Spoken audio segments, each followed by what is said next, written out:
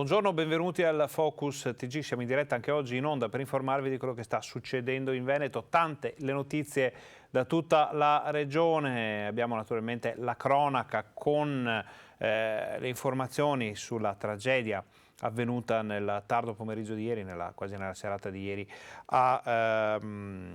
nel Trevigiano, sul Piave. Due ragazzi, un 14enne e un 18enne, hanno perso la vita rapiti dalle acque del Piave. A Fagarè di San Biagio di Callalta, grande il cordoglio della comunità per quello che è successo. Fra poco avremo anche le prime parole delle persone vicine a questi due giovanissimi. Sta finendo il servizio alla nostra redazione trevigiana, ma non c'è solo questa notizia. Abbiamo incidenti sul lavoro, abbiamo furti, abbiamo incidenti stradali ancora una volta, quindi tante le notizie da tutto il Veneto, le vediamo fra pochissimo. C'è da dire che l'attualità che rischia di sfociare nella cronaca è quella della siccità, perché i fiumi del Veneto sono in grandissima difficoltà. Poi vedremo delle foto straordinarie della Brenta che ci sono arrivati dalla Pedemontana, davvero impressionanti, come la Brenta. Insomma, sono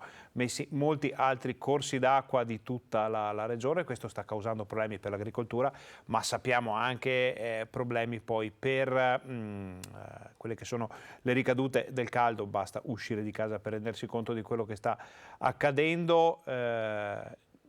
Fuori di casa sta accadendo anche che il Covid stia rialzando la testa, dati davvero impressionanti anche quelli, un boom vero e proprio nelle ultime ore, quindi tantissime le notizie dal Veneto, ve le diamo tutte, ve le diamo da qui alle 13:30. Allora, in attesa di poter vedere il servizio su quanto è avvenuto ieri sera nel Trevigiano, dove, lo ricordiamo, due ragazzini hanno perso la vita annegando nelle acque del Piave. Vediamo un parapiglia piuttosto preoccupante avvenuto a Vicenza. Si è reso necessario l'intervento con il taser dei carabinieri per mettere fine a una lite familiare che stava degenerando. Un cittadino di 40 anni, originario del Marocco, residente a Vicenza e regolare in Italia, è stato denunciato per minaccia aggravata e resistenza a pubblico ufficiale. È accaduto ieri, quando i familiari, allarmati, hanno allertato i soccorsi. A seguito di un litigio per futili motivi, l'uomo si era barricato in una stanza della casa dopo essersi procurato un coltello, un cacciavite e un martello. Non riuscendo a convincere ad uscire, i militari, minacciati ed offesi ripetutamente, sono riusciti ad immobilizzare l'uomo con l'impiego della pistola elettrica. Immediatamente soccorso, il 40enne è stato ricoverato nel reparto di psichiatria del San Bortolo. Andiamo a Padova per l'incendio dei camion di una ditta. Fiamme e momenti di paura nel parcheggio di un'azienda che si occupa di logistica nella zona industriale di Tribano. L'incendio è divampato ieri pomeriggio e ha coinvolto alcuni camion in sosta. Il rogo è partito proprio da un mezzo pesante e si è propagato in fretta tra i cassoni. La ditta coinvolta si occupa dello stoccaggio e distribuzione di carne surgelata per una catena di supermercati. Dal parcheggio si è alzata una colonna di fumo nero visibile nella zona del Monselicense. Fortunatamente non ci sono stati feriti. I pompieri arrivati da est con le autopompe hanno domato rapidamente le fiamme. Ci spostiamo dall'altra parte della provincia di Padova, dalla bassa all'alta padovana, dove dalla Brenta in secca sono emerse delle ossa. Dove c'era l'acqua, adesso riemergono le ossa.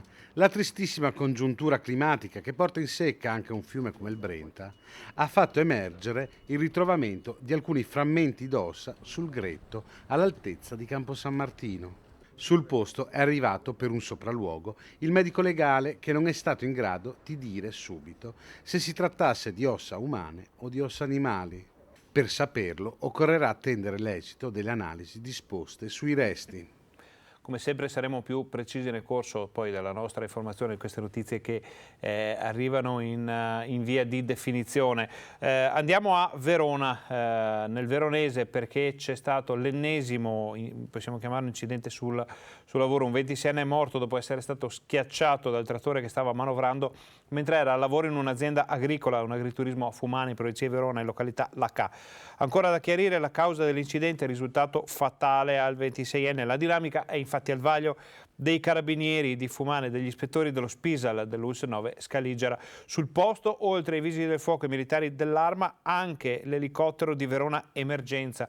Purtroppo i sanitari hanno potuto solamente constatare il decesso del giovane. E torniamo a Vicenza per un litigio fra persone che sfocia poi in una sorta di aggressione ai carabinieri. È finito in manette un albanese di 47 anni domiciliato ad Arcugnano che, dopo aver molestato i clienti di un bar in Viale San Lazzaro, ha aggredito anche i carabinieri intervenuti per calmare le acque.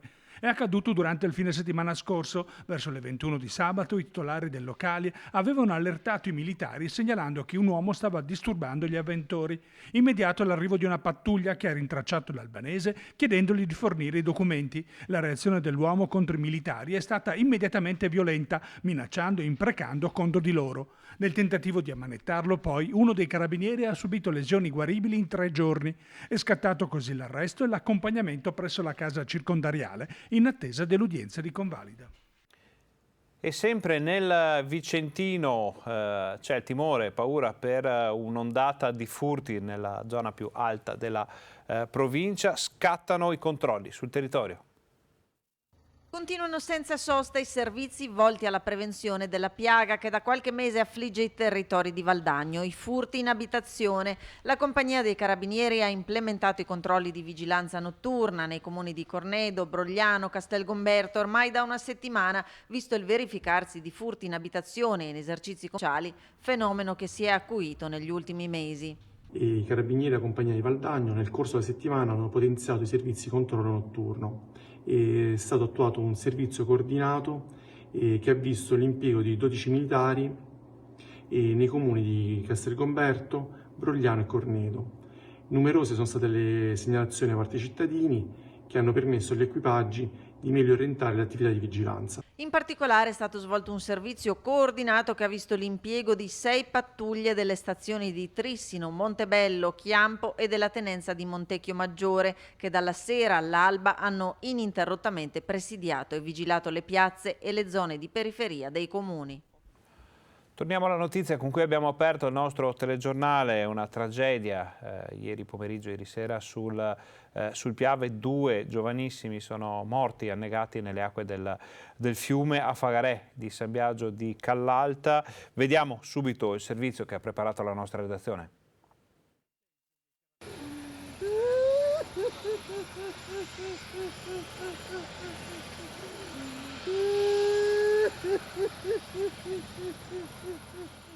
Ci sono lo strazio di un padre, l'amarezza dei soccorritori e lo shock di un'intera comunità di fronte a quei 2 corpi recuperati e portati a riva dopo essere stati trascinati dalla corrente. Doveva essere un pomeriggio di refrigerio, un semplice bagno rinfrescante in una delle giornate più calde dell'anno. Per Fallou, 14 anni, e Bassirou, 18, fratelli di origini senegalesi, si è trasformato in una tragedia senza senso.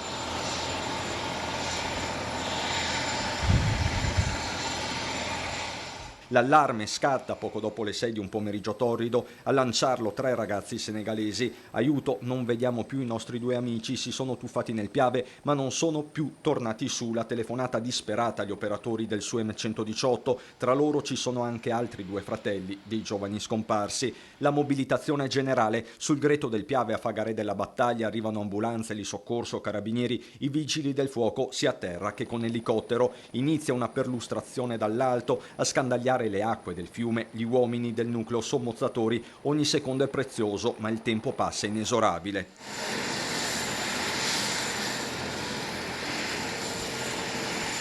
Fallou e Bassirou vengono trovati a 1 chilometro di distanza dal posto dove si erano tuffati, ricomposti sulla riva, uno accanto all'altro, sono coperti con un lenzuolo bianco. Impietriti gli altri 2 fratelli che con l'amico avevano lanciato l'allarme, mentre il padre non si dà pace. L'unico conforto arriva dai carabinieri, dagli operatori del soccorso e dalla comunità senegalese che si stringe attorno a questa famiglia dilaniata, residente da tempo a San Biagio di Callalta. Quando mi ha chiamato, perché io ho 2 figli nella loro età, quindi mi sono proprio preoccupato anche, no? Quindi ho fatto tutta questa strada per venire qua, per vedere. Proprio è male, sai, veramente è malissimo. Mi dispiace per i loro genitori, il loro papà, loro mamma, cioè, A me mi dispiace, veramente mi dispiace. Da una prima ricostruzione sembra che Bassirou, il 18enne, si sia tuffato in acqua vedendo in difficoltà il fratello minore, un gesto di estrema generosità che non sorprende chi lo conosceva, e così su San Biagio di Callalta è calato il gelo in una fosa sera di inizio estate. Anche questa è una notizia in via di definizione, in corso di aggiornamento. Vi daremo tutte le eventuali novità nel corso del nostro telegiornale. Adesso però facciamo una breve pausa pubblicitaria. Voi state con noi perché torniamo fra pochissimo.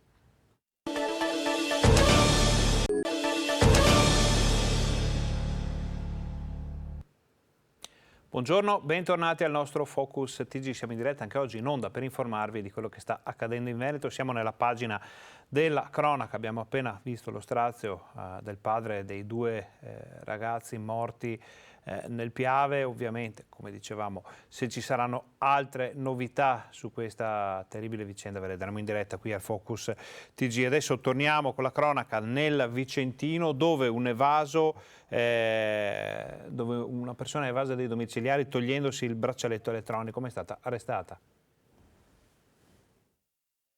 È stato rintracciato ed arrestato l'uomo che era fuggito da una comunità terapeutica di Caldogno dove si trovava in custodia cautelare. È un italiano di 37 anni, indagato per reati di estorsione e maltrattamenti in famiglia, che nel fine settimana ha fatto perdere le proprie tracce dopo aver tagliato il braccialetto elettronico che era obbligato ad indossare. Immediata è scattata la caccia all'uomo da parte delle forze di polizia. Il ricercato alla fine è stato individuato in Campo Marzo dagli uomini di una volante della questura. Il 37enne era in evidente stato di alterazione psicofisica dovuta all'assunzione di sostanze stupefacenti, certificata dai sanitari dell'ospedale San Bortolo che hanno eseguito una visita medica. L'uomo è stato quindi arrestato e trasferito al carcere San Pio X. Adesso torniamo a vedere una vicenda di cui avevamo parlato ieri. L'incidente stradale è costato la vita a un giovane a Mestre. Eravamo stati sul posto perché chi guidava l'auto non era in condizioni di guidare. L'intero quartiere si era mosso poi per chiedere più attenzione, per chiedere aiuto. Il 25enne è una persona di Conegliano e siamo andati a sentire il sindaco di quella città. A 36 anni sei un uomo fatto, non sei un ragazzo. Mentre era un ragazzo, quel giovane che è morto, 25 anni, sulla sua strada, percorreva una via protetta perché era una pista ciclabile con dei paletti ed è stato stroncato da una persona che era sotto l'effetto di sostanze stupefacenti. Un fatto assolutamente inaccettabile. La velocità folle, ma soprattutto le condizioni alterate dalla droga. Se non fosse stato di domenica, la Volkswagen Polo guidata da Alberto Crozzolin, 37 anni, di Roncade, ex calciatore in terza categoria, completamente fuori controllo, avrebbe potuto travolgere decine di bambini e genitori della scuola elementare Cesare Battisti. Non ci sta Pieranna Zottarelli, sindaco di Roncade, comune in cui Crozzolin risiedeva, a parlare di disgrazia. La droga te la vai a prendere, quindi sei cosciente nel momento in cui la assumi che ti stai drogando e che ti stai mettendo in pericolo tu e soprattutto stai mettendo in pericolo delle altre persone. Questo è un fatto assolutamente inaccettabile. È stata una notizia devastante che mi è stata data ieri e che mi ha turbato tantissimo proprio per la vittima. Ci deve essere verso chi si è messo nelle condizioni di creare questa situazione la massima severità. Crozzolin, che ha anche precedenti per rapina, zizzagando, si calcola almeno a 120 km/h, ha preso diversi pali per carambolare contro Dembelo Cuele, 25 anni, di origini maliane, che in quel momento stava passando in bicicletta. Un destino atroce per il giovane dipendente di Fincantieri che avrebbe dovuto sposarsi a breve, morto praticamente sul colpo sotto gli occhi atterriti di decine di passanti e residenti in pieno pomeriggio. A rabbaltare tutti questi alberetti qua e l'albero e il piccoso della luce andava forte, insomma. È uscito dalla macchina scalzo, mia moglie deve averlo visto, aveva una maglietta insanguinata, poi con un pallone cercava di giocare ma era fuori di testa e dopo è scappato. È incredibile perché il muso della macchina era rivolto in là. Se veniva da lì e si è rovesciato, il muso doveva andare in là. Sul posto, per i rilievi, la polizia locale. Fonti fanno sapere che tutte le carte sono già arrivate in procura. Contro Crozzolina si procederà con l'accusa di omicidio stradale. Non v'è dubbio alcuno sulla dinamica dell'incidente e gli esami tossicologici eseguiti ieri hanno confermato lo stato di alterazione dell'uomo, positivo a cocaina e cannabis. Da genitore, anche perché sono coetanei i genitori e quindi posso capire lo strazio che stanno vivendo loro e anche tutti gli altri loro congiunti, ecco. Anche per le circostanze con cui la situazione si è creata, non posso usare il termine disgrazia, perché questo è proprio un omicidio a tutti gli effetti. Parole durissime, ma vediamo che cos'era successo. Vediamo il servizio che aveva preparato la nostra redazione di Venezia proprio sull'incidente, su quello che era accaduto nei primi istanti dopo.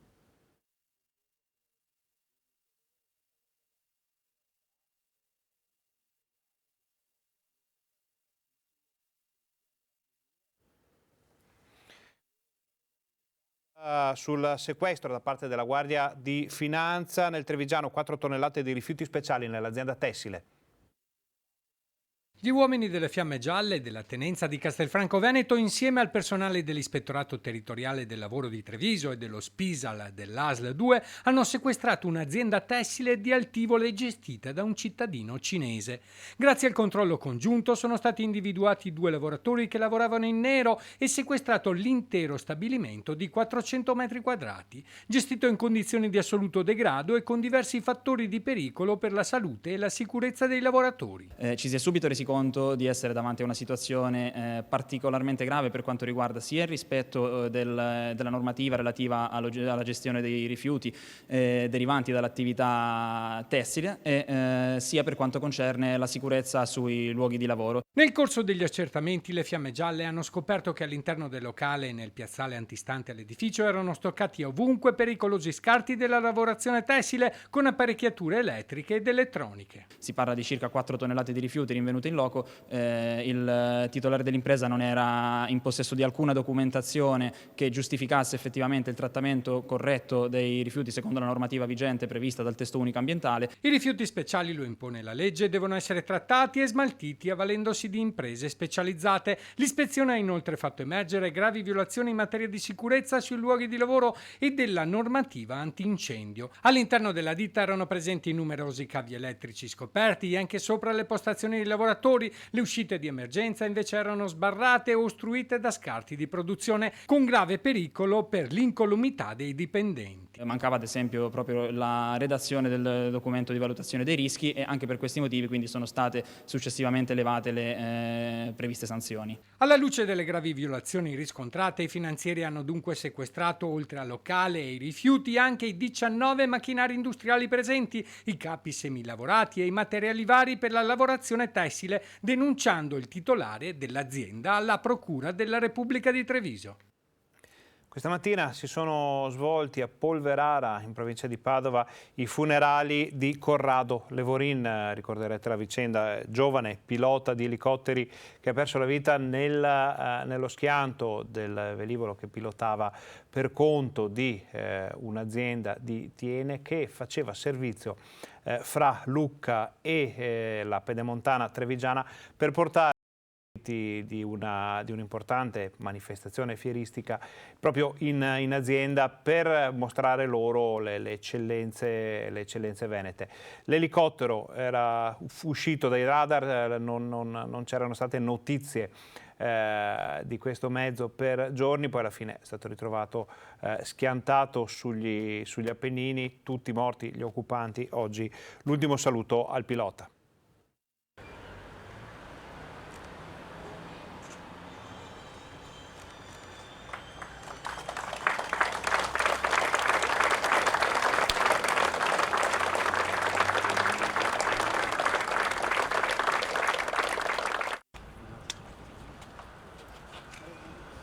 È il giorno del dolore a Polverara, 2 cuscini di rose rosse su una bara completamente ricoperta di foto di Corrado Levorin, il pilota morto nello schianto di un elicottero privato sull'Appennino mentre stava trasportando degli imprenditori stranieri dalla Toscana alla ditta Rotocart di Resana. Un uomo che, come hanno ricordato, sorrideva alla vita, davanti alla bara, in chiesa, 2 foto che raccontavano l'altra sua passione, il basket. Una chiesa stracolma di amici che hanno voluto salutare per l'ultima volta un uomo che sapeva vivere a pieno la vita. Un volto sorridente, una persona che ha coltivato da sempre il desiderio di volare. Anche qui, quando ci si incrociava in chiesa, questa battuta, questo desiderio, questo primo approccio con il volo e la gioia di poterlo realizzare. E in questi ultimi 2 anni si gustava pienamente l'esserci riuscito, era pienamente contento. Il paese ha rispettosamente abbassato le saracinesche dei negozi e il comune ha listato a lutto le bandiere. Una tragedia che non si spiega ancora, ingiustificata, vista anche l'esperienza che il seppur giovane pilota aveva. Non dovrebbero succedere queste cose qua, il destino della vita è crudele. Io lo conosco da piccolo praticamente, serio, volava bene. Un ragazzo amato, la cui perdita lascia sgomenti. In chiesa, oltre ai ricordi di chi gli ha voluto bene, anche la lettura della preghiera dell'aviatore, una passione, quella del volo, che per Corrado era diventato un lavoro. Lascia i genitori ancora distrutti dal dolore e la fidanzata. L'eterno riposo donagli, Signore, rendi a lui la luce perpetua. Chiudiamo la pagina della cronaca, pronti a riaprirla dovessero arrivare notizie dalle nostre redazioni, e cambiamo decisamente argomento, anche se, come dicevamo, l'attualità di questo periodo di siccità, di grande caldo rischia di sfociare poi nella cronaca. Vediamo la situazione della siccità in Veneto.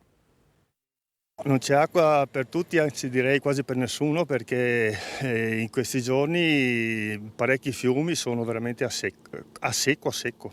Non c'è più acqua e nei prossimi giorni ci sarà l'inevitabile roulette russa per decidere quali appezzamenti salvare e quali abbandonare alla distruzione dell'arsura. Una situazione delicata quella dell'acqua in Veneto, e non solo vista dai consorzi di bonifica, ma soprattutto dal Ministero, con Patuanelli che conferma l'incontro di tutti i dicasteri coinvolti, agricoltura, ecologia, finanza, affari regionali, e sono proprio le regioni che chiederanno mercoledì al governo la dichiarazione dello stato di emergenza per la siccità, allo scopo di dare priorità all'uso umano e agricolo della risorsa idrica e di mettere a disposizione risorse, anche nel PNRR, per creare nuovi invasi, ma anche per convincere i territori che tengono stretta l'acqua dei propri laghi ad aprire le condotte. Vediamo l'autorità di bacino se riesce così a definire un piano di rilascio anche per quanto riguarda il Corlo, che ci potrebbe così alleviare un pochettino la situazione, migliorare un po' la situazione per qualche giorno, però diciamo che comunque i paesi di montagna cercano di trattenersi l'acqua anche perché ha una valenza turistica. Certo che però noi sappiamo che c'è una norma che prevede una certa graduatoria per l'utilizzo dell'acqua, quindi potabile per l'uso agricolo e poi per gli altri usi, quindi spero che ci si metta una mano sulla coscienza e si renda operativa una norma che è di buon senso. Veneto che sottolinea come già ad aprile sia stato lanciato l'allarme siccità ed ora si rischia di agire troppo tardi. Osservato speciale il Po, con il cuneo salino risalito di una ventina di chilometri fino oltre il ponte Lago Scuro. Dai gestori del grande fiume comunque è arrivata l'indicazione di proseguire con l'irrigazione, diminuendo però i prelievi del 20% per continuare a garantire l'afflusso di acqua anche al delta. Situazione ancora più critica per Adige e Brenta, dove si pensa dei mini mose pur di fermare la risalita del sale dal mare. Non era mai successo, però quest'anno l'acqua è pochissima e bisogna cercare di turnare le varie zone in modo che almeno in una piccola porzione del comprensorio ci sia la possibilità per 4-5 giorni di irrigare, ma già abbiamo capito che ci sarà difficoltà anche all'interno delle piccole zone che andiamo a turnare, quindi ci confronteremo con le associazioni di categoria, prendere noto la difficoltà che c'è e per capire se ci sono suggerimenti per migliorare il piano che abbiamo redatto, che abbiamo steso. Ora facciamo una brevissima pausa pubblicitaria, voi state con noi perché torniamo fra pochissimo.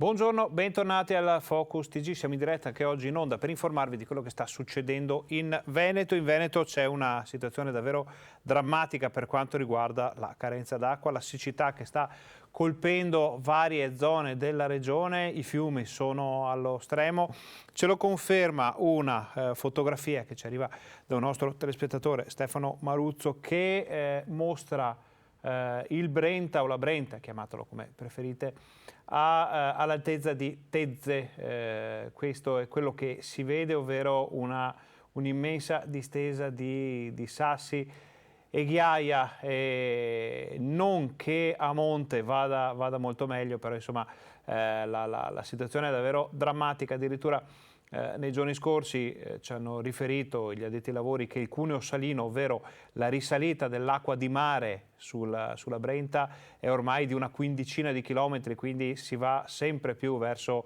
l'entroterra. Questo comporta ovviamente delle grandi difficoltà. Questa è una foto da un drone sempre dello stesso fotografo sempre a 2 passi da Tezze sul Brenta, di quello che si vede, ovvero acqua veramente non ce n'è, e questo potrà portare di sicuro a decisioni drastiche che si aspettano nelle prossime ore, però forse pare anche che stia per arrivare il via libera all'utilizzo delle acque del lago del Corlo fra il Vicentino e il Bellunese, che potrebbe dare ristoro e sollievo almeno per qualche giorno ai fiumi del territorio. Vediamo però qual è la situazione dei canali padovani. Camminando per la città abbiamo notato una cosa, che i canali sono asciutti. Cosa sta succedendo, Alessandro? Noi abbiamo ricevuto comunicazione già una decina di giorni fa circa da Infrastrutture Venete che appunto sono già in preallarme siccità, e quindi la navigabilità, diciamo, è fortemente compromessa, e come possiamo vedere qui è più che compromessa, nel senso che con l'acqua siamo quasi ai minimi termini. Del resto il sistema dei canali interni di Padova è totalmente isolato dal sistema esterno, e quindi sono tutte delle regolazioni che poi vanno chiaramente in favore dell'agricoltura, che in questo periodo dell'anno è quella che soffre di più. Questa siccità che sta colpendo tutto il nord Italia si riflette inevitabilmente anche su Padova e sui suoi canali. Ricordiamo, Padova è una città d'acqua, è sempre stata una città d'acqua, e dall'acqua ha tratto molto vantaggio per i commerci anche. Storicamente c'erano i barcari, giusto Alessandro? Assolutamente, noi abbiamo una tradizione che non si esagera dicendo che è plurimillenaria. La fluvialità è proprio la base della cultura di Padova e lo è sempre stato da sempre. Io vorrei chiamarti, Francesco, a fare una piccola riflessione anche su quello che i tecnici chiamano biotopo, che sarebbe tutto quel complesso di cose, per dirla come l'uomo della strada, che gira attorno ai canali dal punto di vista ambientale, che ci sta anche dentro. Noi avevamo proprio osservato il ritorno di tutta una serie di specie, mi sto riferendo in particolar modo a delle cosiddetti uccelli tiofaghi, cioè quelli che mangiano pesce e si cibano proprio del fatto che esiste del pesce e della presenza dell'acqua.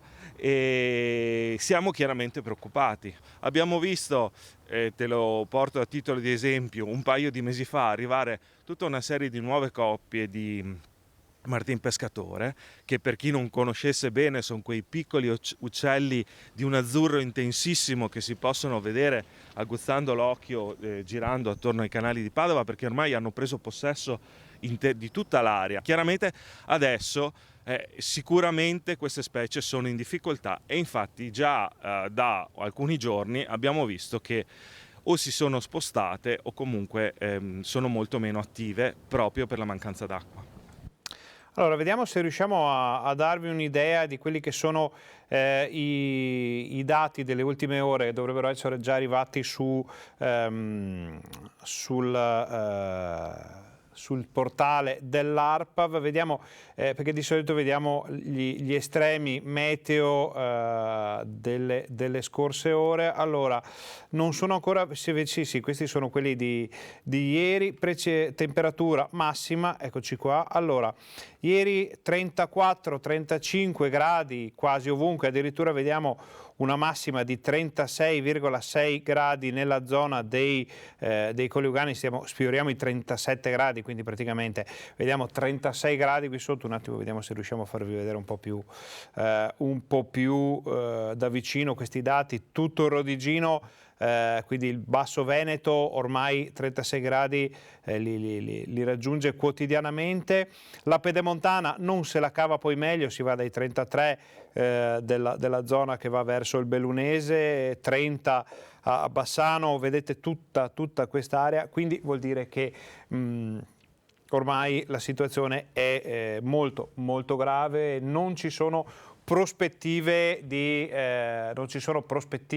ritorno a vedere piogge nelle prossime ore, capiremo cosa succede. Allora, tutto questo si ricollega con la riunione della task force vicentina convocata per domani dalla provincia per un tavolo di confronto tra sindaci, consorzi di bonifica, rappresentanti delle categorie dell'agricoltura, la polizia provinciale, per fare il punto sulla situazione della siccità nel Vicentino e dare anche le linee di indirizzo ai sindaci, da un lato per potersi attenere alle indicazioni su quello che potrebbe essere il razionamento dell'acqua e preservare il patrimonio ittico, dall'altro per venire incontro alle esigenze degli agricoltori che sono in difficoltà per le colture per questo lungo periodo di siccità. Adesso andiamo a vedere un'altra notizia che riguarda comunque i fiumi del Veneto, con una piccola polemica anche di natura politica, poi vediamo altri dati.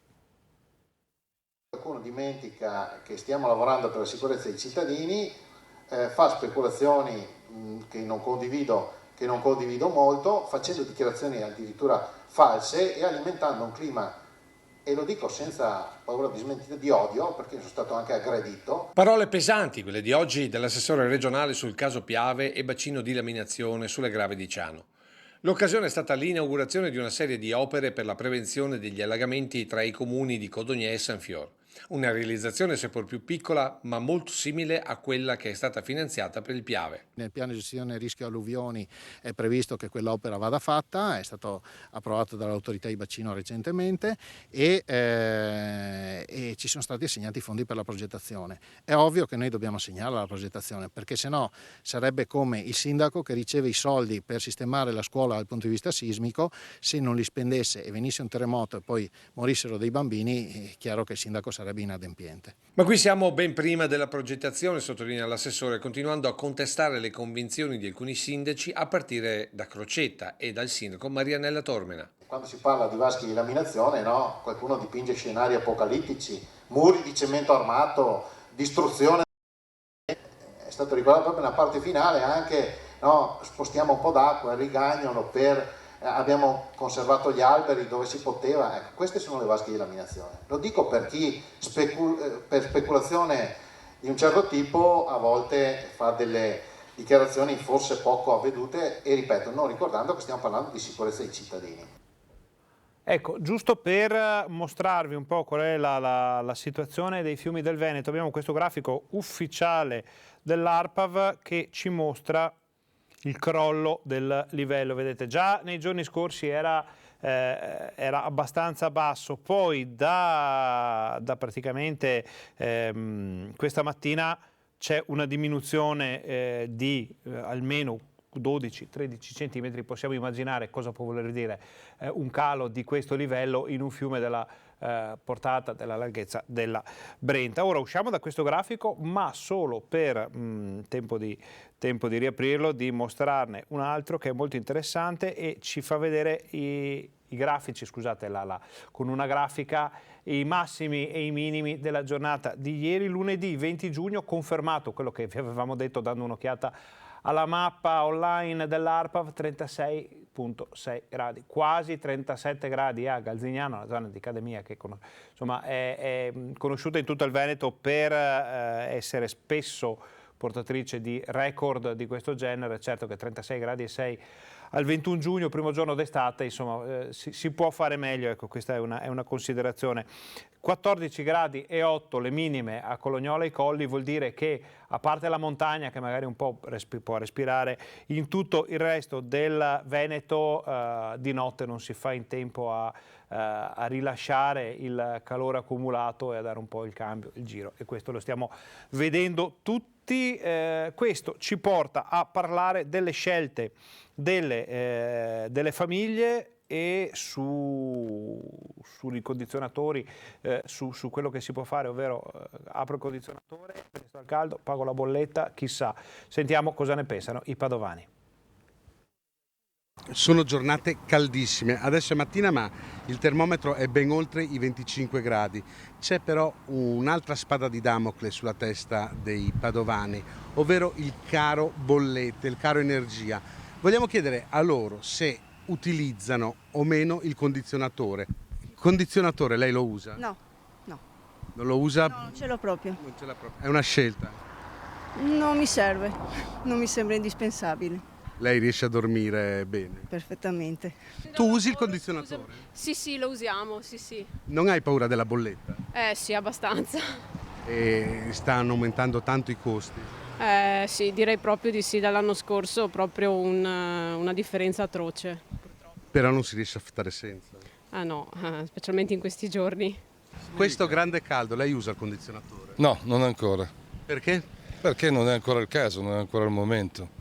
È una scelta... Resisto ancora, insomma. La sua è una scelta ecologica, dettata anche magari dal cercare di, visto il caro bollette, di consumare meno.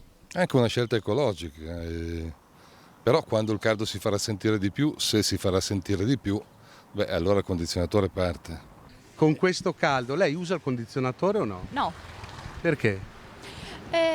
Perché non ce l'ho, fino adesso l'estate è sempre stata una stagione che mi è piaciuta tantissimo, non l'ho mai sofferta, l'ho sempre vissuta bene.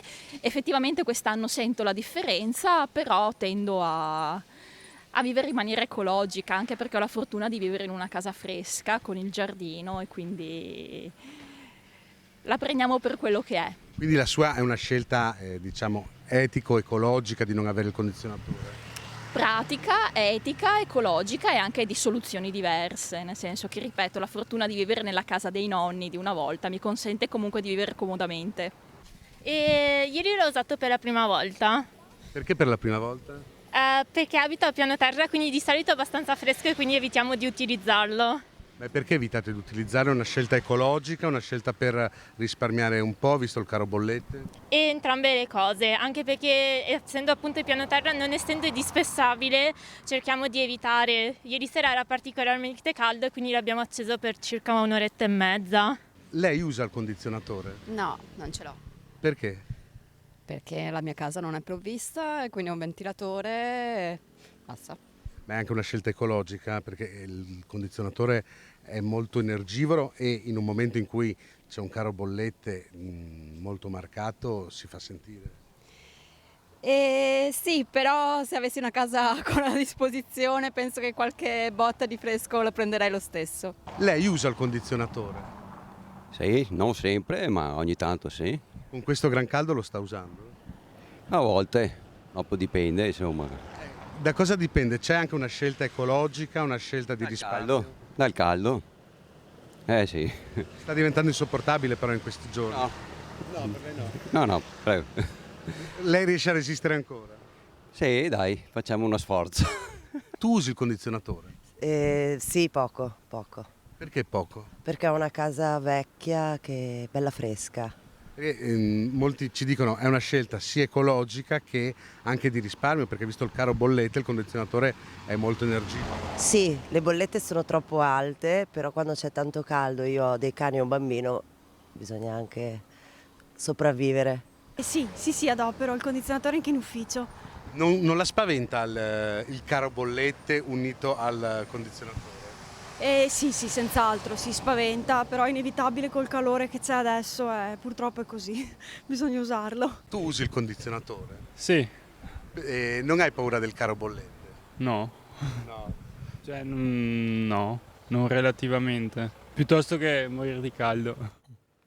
tante voci, tante opinioni, come sempre ve le portiamo qui sul Focus TG. Adesso facciamo una brevissima pausa pubblicitaria, state con noi perché torniamo fra pochissimo.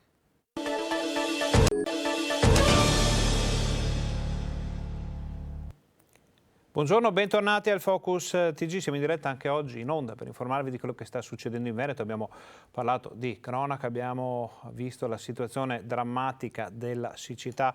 Oggi potrebbero arrivare novità sia su eventuali razionamenti sia su eventuali altre scelte da parte delle autorità di aprire dei bacini per dare un po' di respiro ad alcuni corsi d'acqua.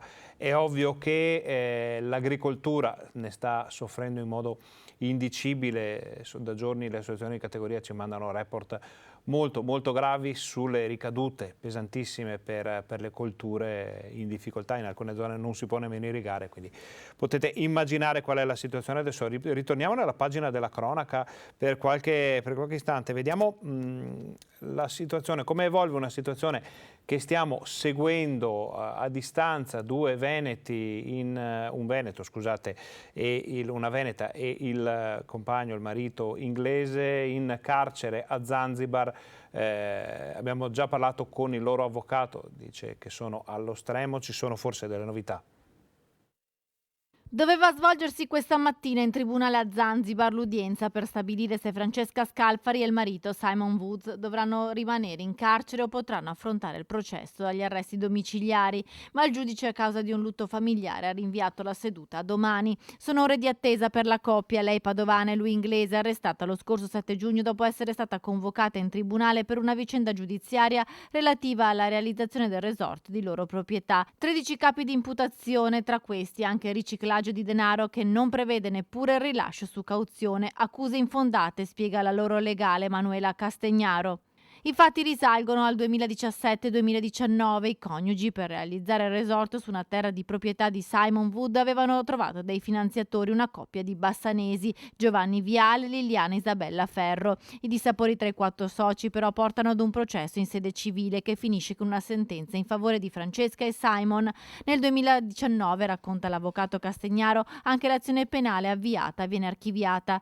Intanto, nelle scorse ore, il fratello di Francesca ha incontrato la donna e il marito in carcere. Li ha visti molto provati da giornate senza acqua e in condizioni igieniche pessime. L'udienza di questa mattina è stata rinviata. Purtroppo questa notte è morto il fratello del giudice e quindi è stato chiesto rinvio. L'aula era gremita di persone, presente l'ambasciatore italiano, un delegato dell'ambasciata inglese, amici di Francesca, tour operator dell'isola, tutti i dipendenti di Sherazade Boutique. Finalmente Francesca è riuscita a telefonare a casa, ha parlato con il figlio e ha parlato con il padre. Siamo fiduciosi che domani la vicenda avrà una svolta fondamentale con la soluzione di Simon e Francesca. Ovviamente saremo in contatto con il legale delle persone coinvolte, poi ci sono anche delle altre ricadute per altre persone, perché insomma è una vicenda molto complessa, molto complicata. Cercheremo intanto di capire che cosa succederà domani, poi si vedrà. Cambiamo decisamente argomento, notte prima degli esami, come si suol dire. Vediamo come sta andando a Padova. Sono oltre 7.000 gli studenti padovani pronti a tornare tra i banchi di scuola domani per la maturità, che torna nella sua forma tradizionale con 2 prove scritte e poi l'orale. Il 47% dei maturandi arriva dai licei, il 40% dagli istituti tecnici e il 13% da quelli professionali. Gli studenti sono emozionati e anche un po' preoccupati, perché dopo 2 anni stare a scuola tutte queste ore con le incertezze fino all'altro giorno, mascherina sì, mascherina no, distanziamento, come saranno i compiti, non è facile. Credo che però la preoccupazione maggiore ce l'abbiano per quanto riguarda la seconda prova, che i professori nelle commissioni stanno preparando fra ieri e oggi e quindi non sanno bene su cosa verterà la prova della seconda giornata. In queste ore ovviamente c'è il Toto Scommesse sulle tracce per il tema della prima prova. Pandemia e trentennale della morte dei giudici Falcone e Borsellino sono dati tra i più quotati. Notte prima degli esami segnate dalla tradizionale ansia a cui si aggiunge la preoccupazione per il Covid, soprattutto tra i professori delle commissioni. Già 3 presidenti hanno comunicato nelle scorse ore la loro positività al virus. In molte commissioni che sono riunite ieri già mancava qualche commissario. Nella mia, per esempio, se ne è ammalato uno ieri, quindi c'è il problema della sostituzione. Per quanto riguarda i ragazzi, dipende da quando cade la positività. Se devono rifare le prove scritte e le prove orali, sono già state indicate le date per le supplettive per il 6 e il 7 luglio. Se succede a metà fra gli iscritti e gli orali, hanno anche la possibilità di fare l'orale da casa. Per gli studenti la mascherina, secondo l'ultima circolare del Ministero, non sarà obbligatoria. Anche a Vicenza ovviamente c'è questo conto alla rovescia e la nostra redazione si è occupata di raccogliere un po' di informazioni, di voci. Sentite. Si torna ai tempi pre-Covid per la maturità con 2 scritti e l'orale. Attesi ai banchi mercoledì 22 per la prima prova 7.500 vicentini. Le commissioni si sono riunite per le prime 2 riunioni importanti, la riunione plenaria e poi la riunione preliminare per ogni singola classe o sottocommissione. Abbiamo a Vicenza 186 commissioni, quindi un numero davvero direi importante e impegnativo. Abbiamo impegnati 7.583 candidati interni e 115 candidati esterni, cosiddetti candidati privatisti. Abbiamo quindi tantissimi presidenti di commissione, ad oggi li abbiamo tutti quanti presenti in servizio e ne abbiamo sostituiti 3, quindi direi un bilancio estremamente positivo.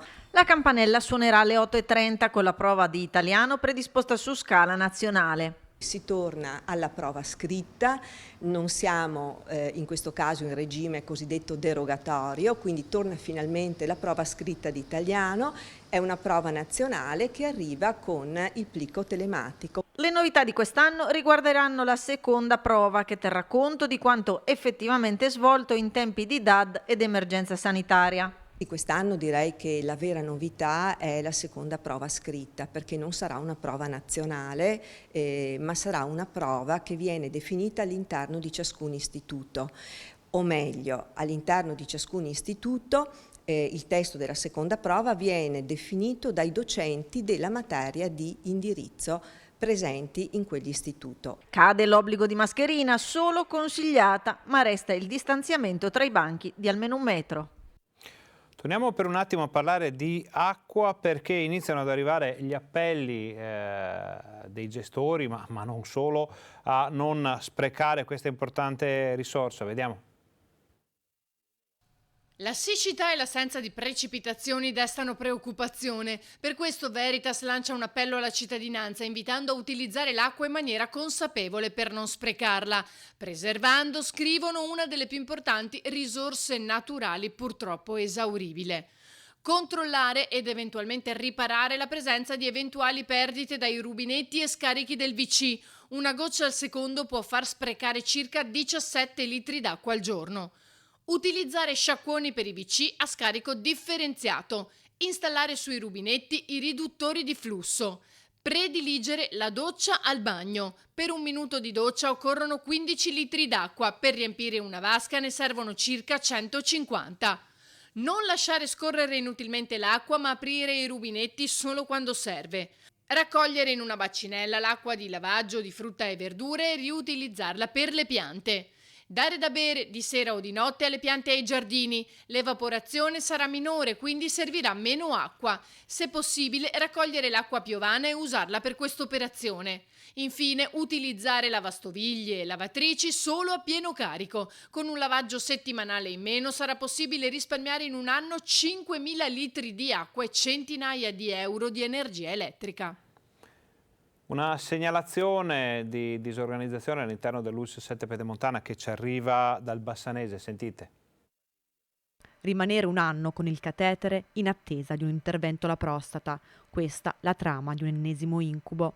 Una nostra telespettatrice ci ha raccontato il lungo calvario di suo marito, iniziato a luglio 2021, dopo un ricovero a causa di un'infezione batterica. Ricovero che sarebbe dovuto essere supportato da un intervento alla prostata, intervento però ancora mai eseguito. A dicembre, quando è l'intervento? L'intervento, hanno sospeso gli interventi, qua bisogna andare a Sant'Orso. Vabbè, andiamo a Sant'Orso. Chiamo Sant'Orso, di mia iniziativa, a gennaio e mi dicono che per via Covid non si può fare l'intervento adesso, va a marzo. E fino a qui 8 mesi di attesa e ancora nessuna operazione. Intanto nell'attesa mio marito ha preso il fuoco a Sant'Antonio. Loro l'hanno chiamato i primi di maggio per fare l'operazione, però con questa infezione non si può fare l'intervento. I primi verso il 10 di maggio, di giugno, chiamo, dico che adesso sta bene e posso fare l'intervento. E loro mi rispondono, si va a settembre per mancanza di medici. Se il 1 di giugno poteva operarlo, perché il 10 non si poteva più? Ritorniamo a luglio, mi aveva detto. Ma a luglio adesso ho sospeso tutte quante le operazioni, luglio e agosto non si opera più. Nessuna operazione quindi anche dopo un anno e oltre al danno di un'attesa interminabile anche la beffa di un ping pong tra i vari ospedali. Un anno che va avanti col catetere, un anno. E dopo visite l'ospedale di qua, un colpo Sant'Orso, un colpo Bassano, vado in giro dappertutto. E dopo non avevo mia 20 anni e ne avevamo 70 passa. Oppure risolvere il problema, andiamo anche a pagamento, gli ho detto, perché non è possibile sta roba, non è possibile. Privato che per molti ormai rimane l'ultima spiaggia di conforto ad una sanità pubblica che sembra essere sempre più lontana dai cittadini. Cittadini che ogni giorno, attraverso le loro storie e testimonianze, cercano di parlare a chi è responsabile di questa situazione e a chi potrebbe risolverla, e questo solo in nome della loro salute. Adesso cambiamo argomento, parliamo di politica e andiamo a Padova dove Valentina Visentin è con Fabio Bui. Vediamo che hanno avuto l'accortezza di mettersi all'ombra vista la giornata decisamente calda. Buongiorno Valentina, buongiorno anche al tuo ospite. Buongiorno Ferdinando, esattamente, visto che fa caldissimo a Padova ci siamo messi all'ombra per trovare un po' di refrigerio, visto che insomma ne approfittiamo di Fabio Bui per fare un'intervista un po' più lunga, visto che ha salutato temporaneamente la politica, ha finito il suo mandato da sindaco con 2 mandati consecutivi, di conseguenza si è conclusa anche l'esperienza in provincia. Un bilancio di questi 20 anni di politica. Un bilancio positivo, un bilancio di servizio. Io la politica la intendo come un servizio temporaneo. Ecco perché è bene che a un certo punto uno si blocchi, torni al proprio lavoro. Il lavoro per un amministratore è fondamentale, anzi deve essere una precondizione per essere uomo libero durante tutto il proprio mandato. Perché poi c'è sempre la possibilità di rientrare e non essere sempre assoggettato a qualcun altro. Un bilancio come amministratore del mio comune bello, guardate, il più bel servizio che si possa fare è quello di servire la propria cittadinanza, impegnativo, gravoso, pieno di insidie, però bello perché riesce a fare molto. Altrettanto bello e impegnativo è quello dell'amministratore della provincia, di presidente della provincia. Noi nella provincia eravamo stati nominati quasi commissari liquidatori. Le province dovevano essere sciolte da quel referendum che poi le ha mantenute. Era stata depotenziato di tutto, ci vergognavamo quasi di dire che eravamo amministratori della provincia. Enti inutili si dicevano, enti costosi, non costavano niente e avevano una grande funzione che era quella del coordinamento di tutti i comuni, delle politiche che i comuni non riescono a fare da soli. E ci siamo riusciti piano piano, girando il territorio, parlando con i sindaci, facendo sistema con i sindaci e portando a casa i risultati che poi sono sotto l'occhio di tutti. La provincia oggi è in salute anche dal punto di vista economico. Guardate, 30 milioni per le scuole superiori, altrettanti per la viabilità e abbiamo investito e alcune opere partiranno prossimamente. Io sono veramente contento di quello che ho fatto. Avrei potuto far di più? Sì, però questo è quello che... Allora, prima di parlare delle gioie ovviamente le chiediamo un rimpianto che riguarda la viabilità nell'asse dell'Alta Padovana con il nodo Valsugana e Pedemontana ancora un po' da risolvere per il territorio dell'Alta Padovana da cui lei arriva. Voi sapete, io mi sono battuto purtroppo da solo in questi anni, sono rimasto spesso solo a battermi per il collegamento di Padova con la Pedemontana. Padova non può rimanere senza il collegamento nella naturale via della 308, nata vecchia, nata ormai non più performante rispetto alle esigenze. Guardate, fra 10 anni lì nascerà il nuovo ospedale di Padova. Se l'ospedale nasce senza una viabilità adeguata è finita per tutto quel quadrante est della città. Quadrante est della città che ha le maggiori imprese, 21.000 imprese insediate in quel quadrante lì.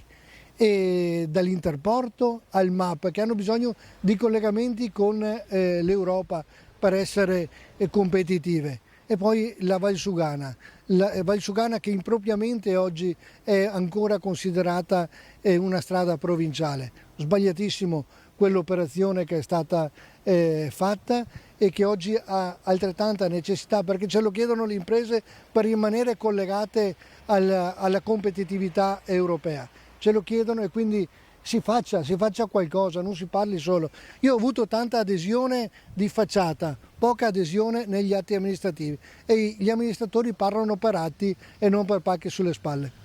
Sono stati comunque anni difficili, la crisi, il lavoro, tra le soddisfazioni più grandi quella di aver risolto anni fa la probabile chiusura delle fonderie Anselmi che rischiavano appunto di essere chiuse lasciando a casa tantissimi operai. È stato un bel momento quello, un risultato insperato. La fonderia doveva chiudere, ci siamo messi assieme e siamo riusciti anche con una protesta molto importante. Siamo saliti sul tetto e siamo scesi appena avevamo contezza che una nuova proprietà si fosse affacciata e avesse acquistato l'azienda. E oggi l'azienda opera ancora, doveva essere chiusa, anzi erano stati già chiusi gli impianti con i danni derivanti dalla chiusura di quegli impianti. Oggi ci sono i lavoratori che lavorano e ci sono nuovi investimenti che stanno arrivando. Ecco le vere soddisfazioni al di là dell'asfalto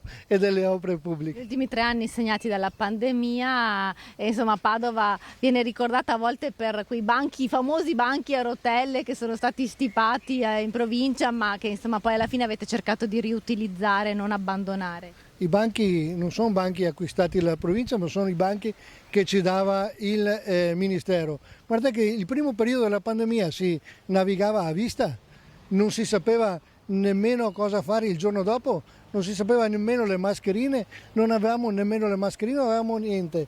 E sono stati portati quei banchi che sono stipati. Io non ho fatto la scelta che hanno fatto altri di rottamarli, li ho tenuti e spero adesso che i concomodati d'uso vengono dati a chi può disporre di quei banchi che sono assolutamente inadeguati per far scuola 6 ore al giorno per i nostri ragazzi. Per altri utilizzi possono essere benissimo utilizzati e non sprecare quello che c'era stato dato dal Ministero. Senta, adesso si parla del suo sostituto, il candidato più papabile, il nome insomma, che ormai viene dato per il più quasi certo, insomma, è quello di Sergio Giordani appena rieletto a Padova. Lo vede come suo successore, adeguato successore? Il mio candidato adeguato è quello che riesce a tenere assieme tutte le forze politiche. Padova era un unicum, teneva assieme tutto le forze politiche padovane che si riconoscevano nel presidente e poi un consiglio provinciale unanime. Sergio ha tutte le caratteristiche per essere la figura ideale per tenere assieme tutti, con attenzione non solo alla città ma anche ai piccoli comuni. Se oggi la provincia ha un senso è quella di guardare ai piccoli comuni, quelli che hanno più bisogno. Ecco Ferdinando, con questa ultima previsione ti restituisco la linea. Noi ringraziamo Valentina Bisentini, Fabio Bui, a cui vanno i nostri auguri e in bocca al lupo per il suo futuro. Poi se ci sarà da riparlare con lui di politica, amministrazione, di tutti i temi di cui abbiamo parlato in tutti questi anni, insomma i nostri microfoni sono sempre aperti per tutti, i nostri giornalisti lo raggiungeranno di sicuro. Adesso facciamo una brevissima pausa pubblicitaria, voi state con noi perché torniamo fra pochissimo.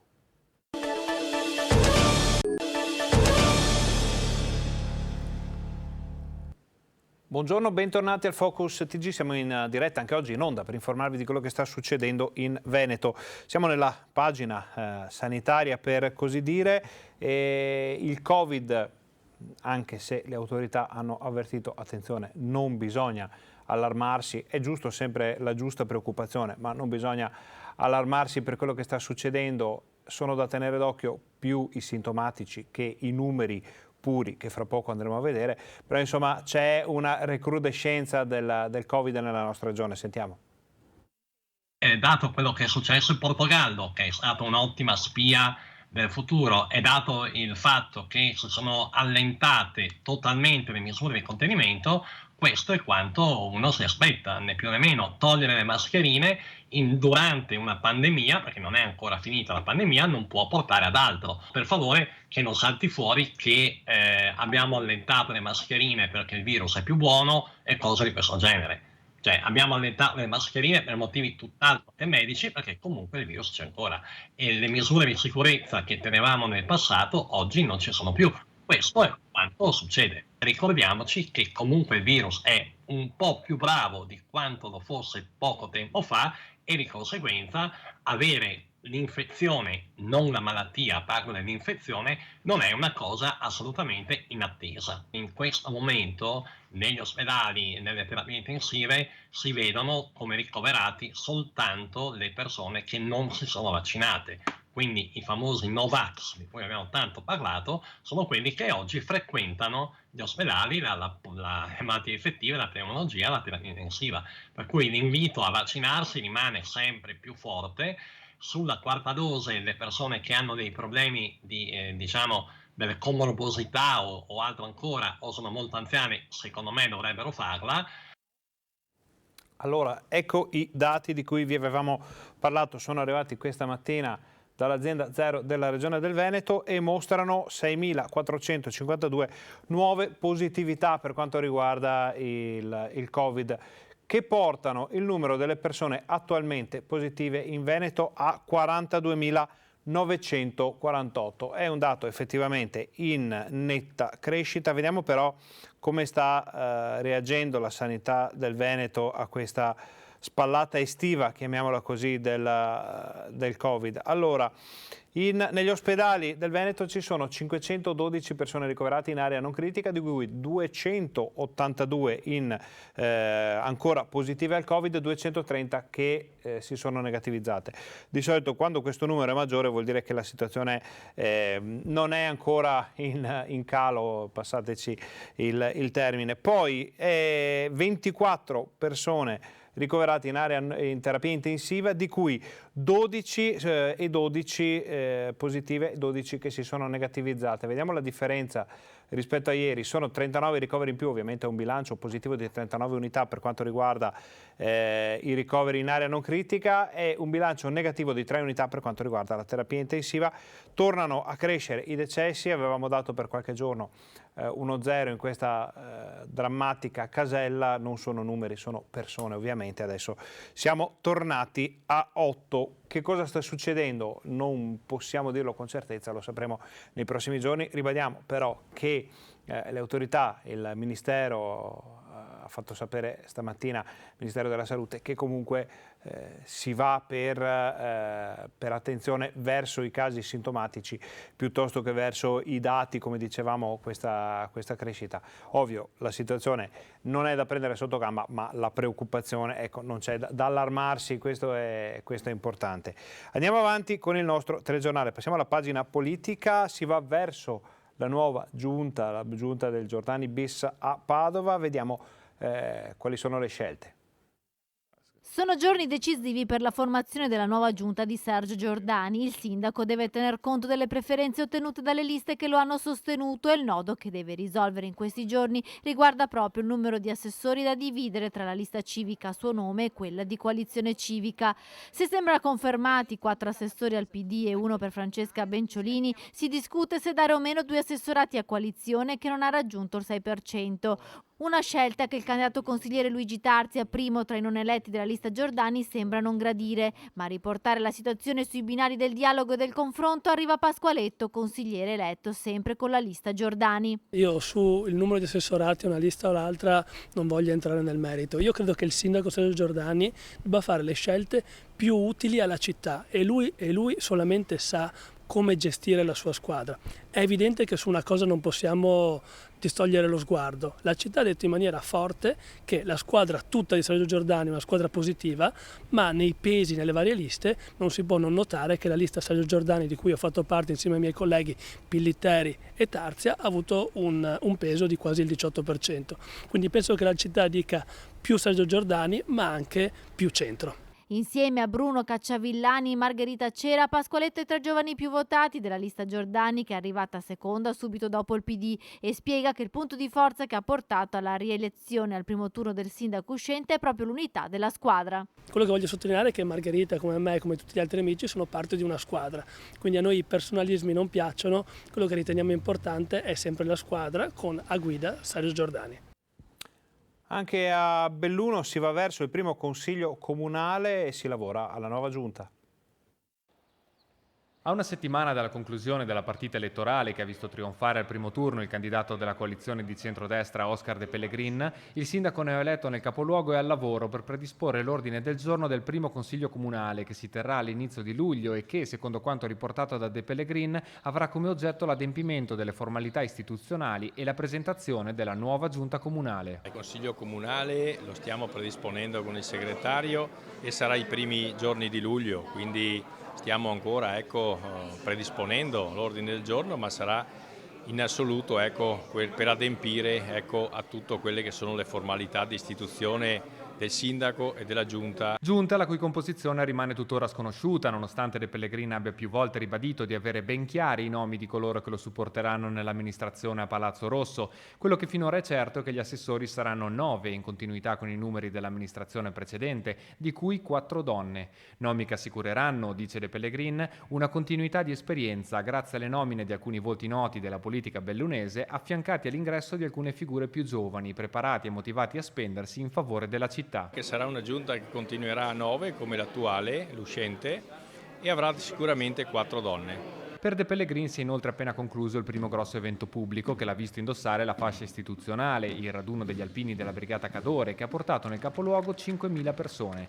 Il sindaco si è detto più che soddisfatto della riuscita dell'evento e pronto a replicare l'anno prossimo. Da sindaco neoeletto, da alpino, e vedere sta città a festa con le bandiere d'Italia, con questo calore che solo gli alpini sanno portare, solidarietà, aiuto agli altri, io credo che sia stato per me una giornata straordinaria, ma spero anche a tutti i cittadini. Aspettiamo il raduno Triveneto dell'anno prossimo per rendere ancora la nostra città più bella e più apprezzata. A proposito di raduni, vi ricordiamo che la Triveneta di quest'anno si svolge ad Asiago sull'altopiano dei 7 comuni dall'8 al 10 luglio. Noi ci saremo per raccontarvi in diretta tutto quello che succede. Adesso restiamo a metà strada fra politica e amministrazione, perché a Vicenza c'è un grosso problema di strade dissestate. Andiamo a completare l'attività di monitoraggio informatizzata delle strade, delle piste ciclabili del Comune di Vicenza, a fianco ai rilievi fatti con l'auto con accelerometro già attivi dall'anno scorso. Adesso andiamo a fare anche dei sopralluoghi con dei tecnici di tipo visivo che hanno la caratteristica di consentirci di valutare anche in prospettiva i fenomeni che potranno interessare determinate strade, perché il segreto delle manutenzioni efficienti è essere in grado di prevenire e non di rincorrere sempre le necessità. Il controllo e la mappatura digitale del degrado e del dissesto delle strade comunali verrà potenziato per coprire anche ciclabili e marciapiedi. Gli strumenti per combattere il degrado vengono dunque implementati per poter effettuare le rilevazioni nei punti non raggiungibili dall'auto fin qui impiegata dallo scorso anno. Questa è una buca praticamente impercettibile per quello che riguarda il passaggio dell'auto, ma tutta questa ragnatela che si sviluppa attorno è sintomo di un problema che si presenterà in maniera piuttosto critica nel giro dei mesi a venire. Chiudo parentesi, pessimo lavoro di strada. Cioè, questo dimostra che dopo un microstrato si è gettorato, quindi questo per esempio era la situazione trovata a Villaggio del Sole, che avevamo citato a suo tempo, quindi non c'era sottofondo stradale, cosa che vi sia stato fatto. Una conferma complessiva dell'architettura digitale, la cosiddetta Smart City, che verrà integrata. Confermata anche l'efficacia dello strumento di segnalazione dei dissesti già a disposizione dei cittadini. La città deve essere sempre più smart, l'applicazione ne è la controprova. Siamo partiti un po' alla cieca con un'applicazione di segnalazioni, i cittadini ci stanno seguendo, stanno usando tantissimo questa applicazione, anzi li invito a farlo ancora di più. Quello che è importante è però appunto iniziare un percorso di prevenzione, quindi di saper riconoscere determinati fenomeni prima che diventino critici, di modo da poter pianificare degli interventi magari meno onerosi proprio perché anticipati rispetto all'emergere del problema in tutta la sua gravità. Grossissimi interventi che stiamo facendo, 6 milioni di euro sulle strade nel 2022, sono una cifra importantissima mai vista nella città di Vicenza, ma questi strumenti sono quelli che ci permetteranno di migliorare, affinare la gestione e il rifacimento delle strade in futuro, conoscere meglio quello che è lo stato attuale, la previsione futura di usura e anche la pianificazione di interventi di soggetti terzi. Questo permetterà di sistemare definitivamente una strada, non dover rincorrere poi un intervento successivo con modifiche al terreno, al territorio e nuovi problemi. Ora andiamo a vedere una vicenda che ci arriva dal veneziano. Io ho ancora Giuno, bambina piccola, 1 anno, 8 mesi, incinta. Ce l'hai un'altra figlia, 12 anni. Dove vai? Io dormi a strada, a Giardina? A parlare è la 35enne che insieme al marito una decina di giorni fa ha occupato un appartamento non ancora assegnato in via Vianni, in quartiere Pertini a Mestre. La coppia ha 3 figli, una di 12 che vive con amici dei genitori, una di poco più di 1 anno e uno in arrivo. Il marito guadagna circa 1.000 euro al mese con lavori a chiamata, ma non bastano, dice lei. Io non voglio dormire fuori con la bambina, le zanzare la divorano, continua. È un mio diritto avere una casa. Guarda la piedi di lei. Aspetta. Guarda. Guarda la piedi. Guarda, tutte zanzare qua. Non posso dormire fuori perché è cittadinanza questa italiana, marito italiano. Io obbligatori dormi a casa, non a Giardina. Quanti la comune? Senti a me e trova a me una cosa per dormire, io esci, senza casa io non posso esci niente. Però questa casa andava assegnata, Chiara, nelle liste. Questo è un problema di comune. 130 case qua, non è chiude. Un problema. No, problema di comune, no problema da me. Lei capisce che voi avete fatto una cosa che è illegale, non si fa. Chi fate io? Chi fate? Apri casa per mia figlia, non per me. Per i bambini, non per me. Quindi voi non avete intenzione di uscire da qui? Non uscire da qui. Niente, non esci di questa casa. Gli occupanti di questo appartamento in via Vian non hanno alcuna intenzione di andarsene. Loro dicono: abbiamo una bambina piccola, un'altra deve arrivare, se ne deve occupare il comune. Noi questa casa non la lasciamo. A meno che non venga assegnato un appartamento comunale, l'unico che possiamo permetterci di pagare, dice il marito, 32enne con cittadinanza italiana, al telefono. Io non voglio fare una cosa regolare. Io non ce l'ho nessun problema del comune a pagare l'affitto del comune, fare tutte cose del comune, non ce l'ho nessun problema. Il comune ha fatto una cosa non va bene che non aiuta me e lascia 130 case chiude e io ai strada, capito? Io ho fatto no bene e il comune non fatto bene. Ma il comune ha le mani legate perché la coppia risulta residente nel Casertano. Emergenza abitativa anche a Padova, 2 mamme a rischio sfratto, l'Unione Inquilini si mobilita, vediamo. 2 mamme lavoratrici e sole che rischiano lo sfratto. Nelle prossime 2 settimane queste donne con figli minori a carico saranno allontanate dalle loro abitazioni a causa di una situazione di morosità accumulata durante i mesi della pandemia. Le storie di queste 2 donne residenti a Padova sono arrivate all'Unione Inquilini e allo sportello sociale Catai di via Baiardi, che davanti al comune hanno messo in atto la mobilitazione. Abbiamo diffidato il sindaco di Padova secondo quelle che sono le disposizioni della Corte dei diritti umani, che dice che le famiglie che vengono sfrattate, soprattutto se sono famiglie con minori o disabili, hanno diritto a un trattamento che è lo spostamento da casa a casa. Non c'è altra soluzione, perché se no tutte le altre soluzioni non sono rispettose dei diritti umani, perché portare una famiglia, una donna con 2 bambini in albergo, una donna che pure deve andare a lavorare, non è rispettoso, vuol dire farle perdere il lavoro intanto quasi sicuramente e non agire in termini di rispetto dei diritti anche dei bambini. Oltre agli affitti, le spese condominiali spesso sono proibitive e si deve fare i conti con l'aumento generalizzato delle bollette. L'attacco poi è rivolto anche all'Ater, che nell'ultimo periodo ha messo in vendita molte unità abitative e che al momento ha più di 1000 case sfitte.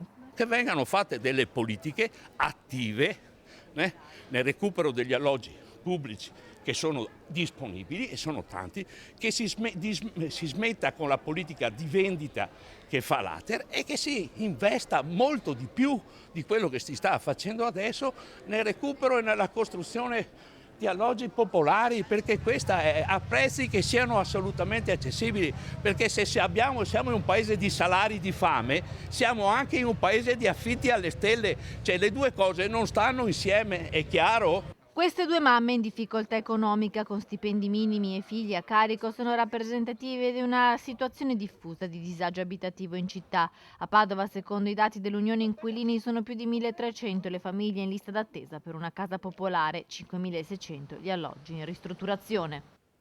Cambiamo argomento, pur restando a Padova, con una staffetta per Alex Zanardi.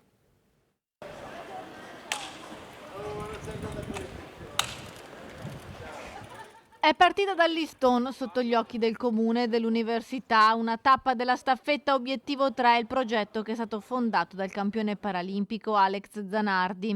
A distanza di 2 anni dall'incidente che ha provocato gravi danni neurologici al pilota e atleta di handbike, la staffetta ha dato vita alla 3ª edizione di questa kermesse sportiva che vuole portare un messaggio di inclusione e dimostrare che le disabilità non sono un limite ma una diversa opportunità di vita e soprattutto che è vietato arrendersi di fronte alle difficoltà. Sulla strada che lui ci ha indirizzato, guarda quanta gente porta avanti questo progetto. Adesso questo è un percorso che attraversa tutta l'Italia ormai da qualche anno e ogni volta, grazie alle amministrazioni comunali delle varie città che vengono attraversate, c'è grande entusiasmo e questo è importantissimo perché coinvolgere i ragazzi paralimpici è una cosa bellissima. La staffetta è iniziata il 5 giugno a Santa Maria di Leuca, attraverserà tutta l'Italia da nord a sud. La tappa padovana è stata aperta dall'atleta paralimpico Massimo Salmaso. A questa staffetta personale io partirò da Padova per recarmi poi fino in Piazza Italia a Montebello per portare il testimone del messaggio nostro in pratica. La fine della staffetta è prevista il prossimo 25 giugno a Cortina d'Ampezzo. Saliamo in montagna, non a Cortina d'Ampezzo, ma a Roana, nell'altopiano dei 7 comuni, dove migliaia di persone sono arrivate per il pellegrinaggio in Val Magnaboschi e Terra Sacra per i Fanti. Val Magnaboschi, zona sacra del Fante, luogo di pace, di rispetto, di grande partecipazione. Una grande giornata per tutti noi. Grazie alle istituzioni, grazie alla partecipazione di tante persone, grazie a Luigi Baratto che proprio qua ha posto una sua lapide in ricordo del milite ignoto. Erano migliaia domenica le persone che hanno partecipato alla 29esima edizione del Pellegrinaggio Internazionale dei Fanti, che si è svolto nuovamente nell'area sacra del Fante della Val Magnaboschi. Autorità cittadine e militari, con il sindaco di Roana Elisabetta Magnabosco in prima fila e il presidente vicentino dei Fanti Manuele Bozzetto a fare gli onori di casa. Assieme ai Fanti, alla gente comune, ai rievocatori storici, ai labari e alle insegne di tanti comuni vicentini c'erano anche i giovani delle scuole altopianesi. un modo per ricordare chi ha dato la vita, condividendo un destino comune, nonostante divise di diverso colore, più di 100 anni fa in quelle zone devastate prima dalla guerra e poi, di recente, dall'uragano Vaia. Qui a Valmagnaboschi oggi si dipinge una pagina di storia con la S maiuscola, una storia ricordata da questi abeti mozzi dipinti di bianco che vogliono ricordare i fanti e vogliono ricordare quel pezzo di sacrificio che è stato dato da tanti giovani e che dobbiamo assolutamente rimembrare. Luoghi coperti di stele, luoghi coperti da diversi colori di bandiere che tengono unite e segnano un passo importante. Molte le emozioni, molte le autorità presenti, molte le istituzioni presenti, i laberi, le patronesse, i fanti e tutti coloro che si danno da fare ogni anno perché questo sia un punto fondamentale dell'anno non solo per un ritrovo ma per rimembrare e per stare insieme. Torniamo a Padova perché questa mattina in molti hanno visto alzarsi in volo un drone sui luoghi più suggestivi della città. Vediamo perché.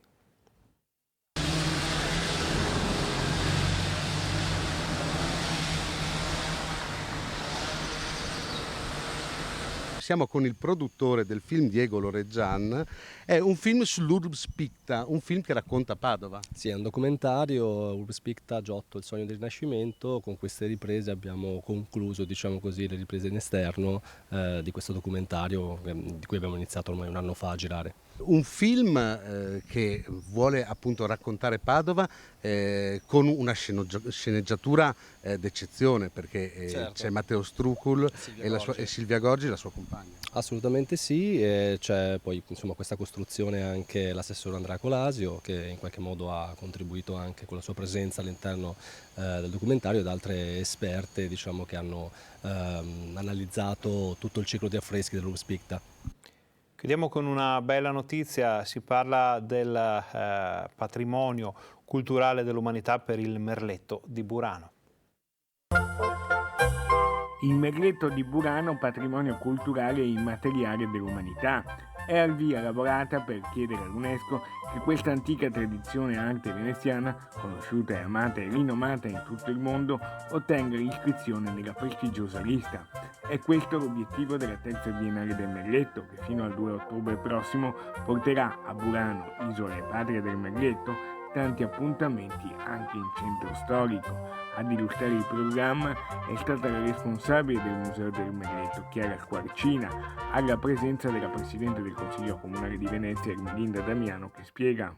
Abbiamo dato il via alla terza Biennale del Merletto che quest'anno ha un unico filo conduttore, la candidatura dell'arte del Merletto veneziano a patrimonio immateriale dell'umanità UNESCO.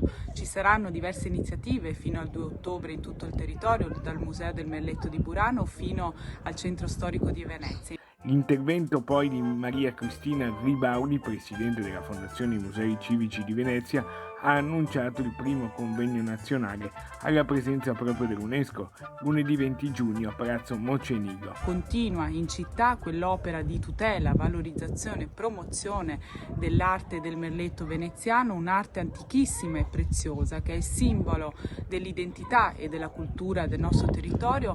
Arte, conoscenza e patrimonio culturale immateriale, itinerario dei saperi e saper fare il Merletto in Italia. Questo è il titolo della giornata dedicata al Merletto. È un'espressione creativa artigianale unica nel suo genere, che tutti noi abbiamo il dovere di difendere, ma soprattutto di trasmettere alle future generazioni. Questa era l'ultima notizia del nostro telegiornale. Ringraziamo Fabio Verini e Alessandro Costacurta per la regia. Ringraziamo tutti i colleghi che ci hanno permesso di portare nelle vostre case tutte le ultime notizie dal Veneto. Vi invitiamo a seguire TG Bassano, TG Vicenza di questa sera per tutto quello che non è stato detto fin qui e vi auguriamo naturalmente un buon pomeriggio.